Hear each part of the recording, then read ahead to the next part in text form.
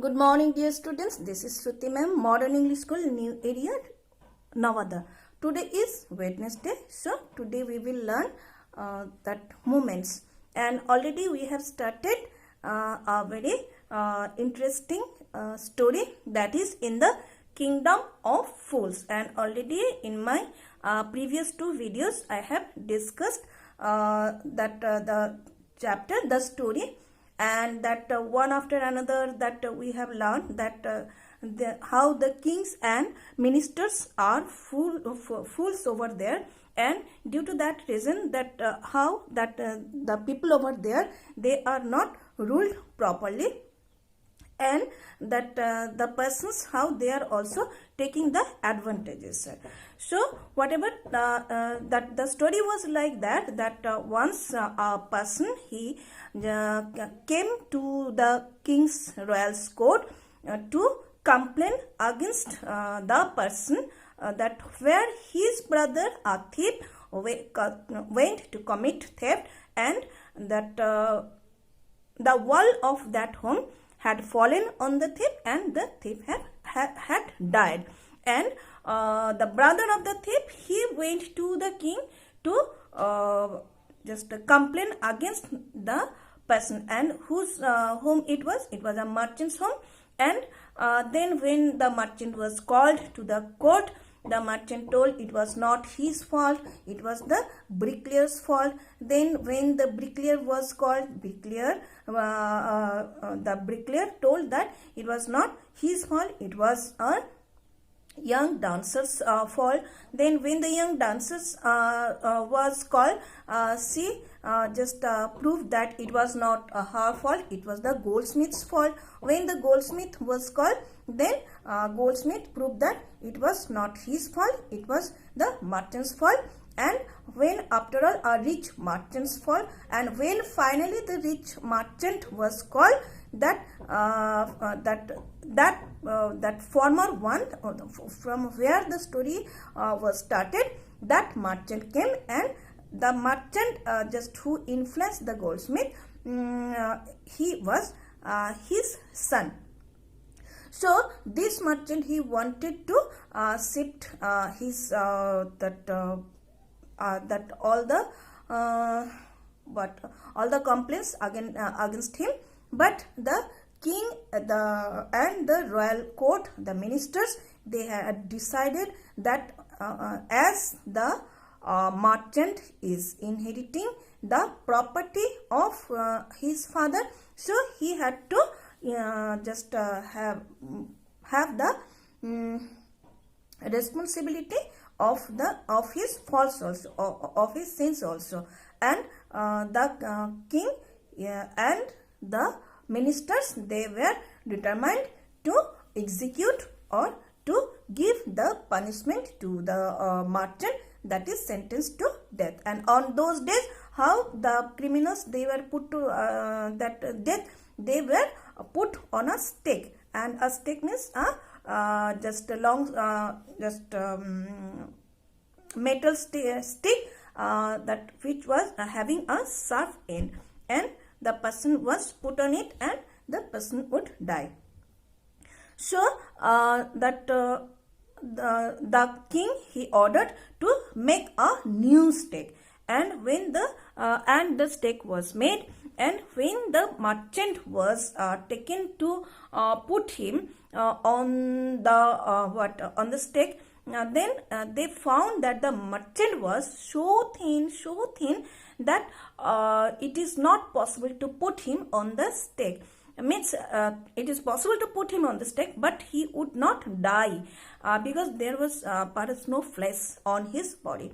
So now this is a great problem. What to do? Somebody should get the punishment.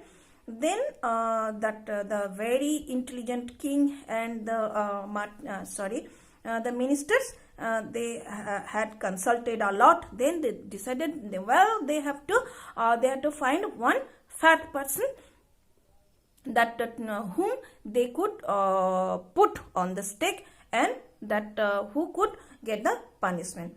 Then as soon as the king that released the order, that the servants, they just scattered everywhere, ran everywhere, and they found the person.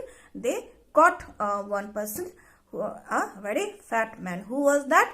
He was that guru's disciple, and that he was a very greedy person. In this king's kingdom, that everything was very cheap, and so this disciple guru was not there also. So this disciple, that long time he got, and he ate a lot, that ghee, wheat, rice, bananas, all these things he had eaten a lot, and then he gathered muscle and fat a lot on his body. So now it is the time when he was caught, and he was brought to the court. Then he was telling that he tried to show the arguments that what here I had done. I have done nothing. I am innocent. I am a sannyasi. I am a disciple. Then everybody told, it is king's order, so you have to obey. Then he tried to show the arguments, but nobody was agreed to acknowledge or to accept his arguments. Then now the disciple, he could remember his guru's words, that this is the kingdom of fools. King and persons all are foolish over here, so you should not stay over here. You don't know that anytime they can do anything. The disciple now is thinking about his guru, and Guru had a magical power. He could understand, he could see everything, the past, the future, and the present, though he was at a far distance from his disciple. And when he understood that yes, his disciple is in a great danger, so he came to his disciple, reached to this place, and then he told his disciple that I told you that not to stay over here, but you did not listen to me. Whatever. Then he told something to his disciple's ear, and then he went to the king, and he told that he wanted to die. He wanted to die. Then the king told, who are you? Then Guru told, I am a sannyasi. I am the guru of this disciple. So I want to die.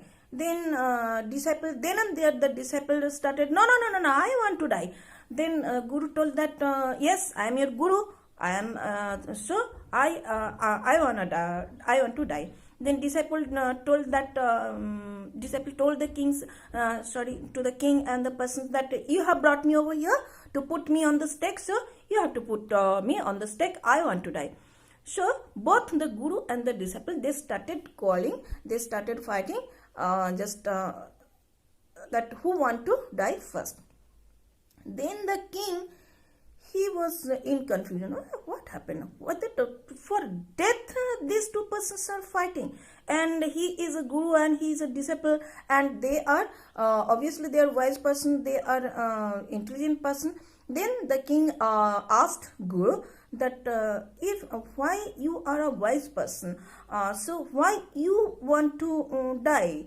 Then Guru told that if you give me the words and if you put me on the stake, then I will tell you the reason. Up to here. Tomorrow we will complete it. So now that in this story that you can see that how that if somebody is foolish, if one is having no intelligence but they pretend to be intelligent, then what can happen? What could be the situation? So thank you everybody. Stay at home. Stay safe. Tomorrow it will be completed.